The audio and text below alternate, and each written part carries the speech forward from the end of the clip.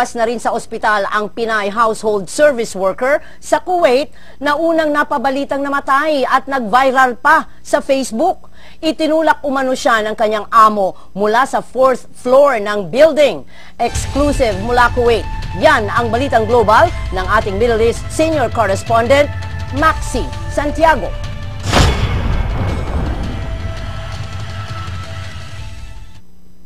Mula sa pagka-comatose matapos siyang mahulog umano sa ika-4 na palapag ng building noong October 6, ito na si Melly Rose Balagosa ngayon.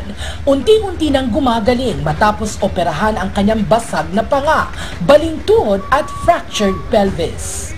Masaya po kasi parang naramdam ko meron na akong freedom kasi kasama ko na mas comfort ako.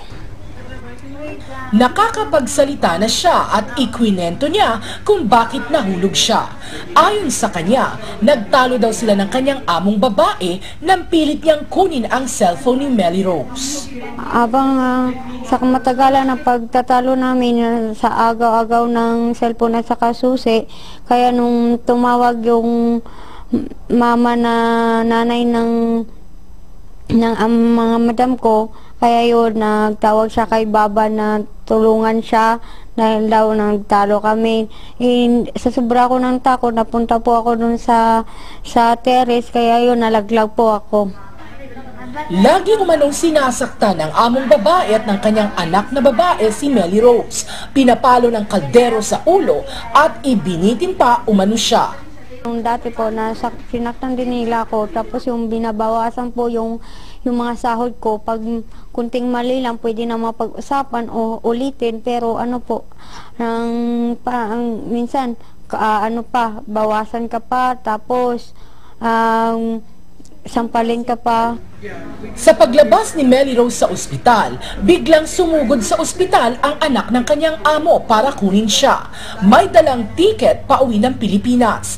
Agad na magitan ng embahada at sila mismo ang kumuha kay Melly Rose at hindi siya ibinigay sa kanyang amo. Tuloy ang kaso laban sa kanyang amo. Napakalinaw, I think, nandun sa kanyang pagkatestigo na hinahabol siya or apparently meron siya malaking takot. Dahil before that, nagkaroon siya ng beatings and maltreatment. Sa ating batas at sa batas ng maraming mga bansa, that's manslaughter attempted. No? So, it's going to be a maximum legal effort that we'll pursue. Sa ngayon, nasa embassy shelter sa Hatin na si Melly Rose at nagpapagaling. Una-una po, papasalamat ko talaga sa Panginoon dahil siya po ang binigyan niya pa ako ng second chance na mabuhay dahil sa 4 na palapag ng nabagsakan ko.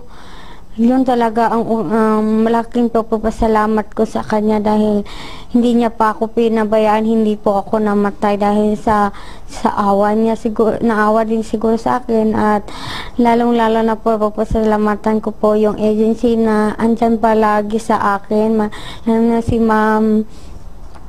si Ma'am Shirley po, siya talaga nagkikare sa akin kahit loaded din siyang araw na yon.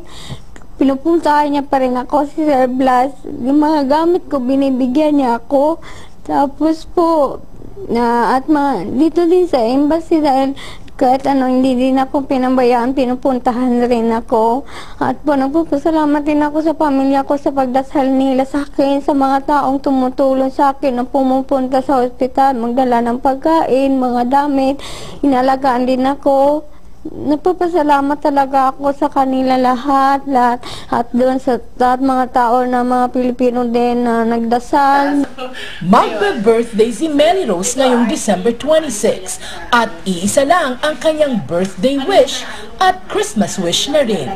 Birthday wish ko po, una gusto kong makatayo at makapaglakad at makauwi lang po sa Pilipinas sa pamilya ko.